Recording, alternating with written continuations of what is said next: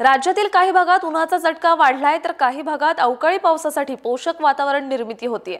आज अकोला येथे सर्वाधिक 42°C तापमानाची नोंद झाली होती, तर कोकण, पश्चिम महाराष्ट्र आणि मराठवाड्यातील काही भागात अवकाळी पावसाचा अंदाज हवामान विभागाने दिलाय। हवामान विभागाने आज कोकणातील रत्नागिरी आणि सिंधुदुर्ग तसेच कोल्हापूर, सातारा, सांगली, सोलापूर जिल्ह्यात काही ठिकाणी ढगाळ हवामानासह हलक्या पावसाचा अंदाज दिलाय। कोल्हापूर, सातारा, सांगली आणि सोलापूर जिल्ह्यात पुढील 4 दिवस म्हणजे सोमवारपर्यंत ढगाळ हवामानासह काही ठिकाणी विजा आणि ढगांच्या गडगडाटासह हलक्या ते मध्यम पावसाचा अंदाज देण्यात आलाय। रत्नागिरी आणि सिंधुदुर्ग जिल्ह्यात शनिवार, रविवार आणि सोमवारी विजांसह हलक्या पावसाचा अंदाज देण्यात आलाय। बीड जिल्ह्यात रविवारी आणि सोमवारी, लातूर जिल्ह्यात शुक्रवार आणि शनिवारी, धाराशिव जिल्ह्यात उद्यापासून सोमवारपर्यंत विजा आणि ढगांच्या गडगडाटासह हलक्या पावसाचा अंदाज हवामान विभागाने दिलाय।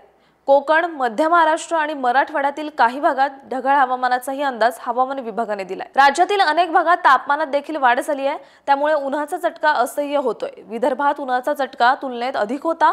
अकोल्यात आज 42°C तापमानाची नोंद झाली। राज्यातील हे सर्वाधिक तापमान होते। ब्रह्मपुरी येथे 41.9°C तापमान होते, तर चंद्रपूर येथे 41.2°C तापमानाची नोंद झाली।